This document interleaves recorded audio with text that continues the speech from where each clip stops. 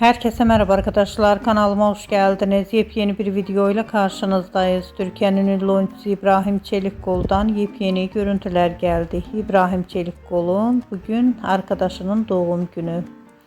İbrahim Çelikkol arkadaşının doğum gününü bu fotoğraflarla kutladı. Ben de bu görüntüleri sizler için YouTube kanalımda video halinde sunuyorum. Umarım beğenirsiniz. Arkadaşlar, videomu beğendiyseniz kanalımı izlemeyi ve bildirim butonuna basmayı unutmayın. Şimdilik benden bu kadar olsun. Yeni videomuzda görüşmek üzere. Hoşça kalın.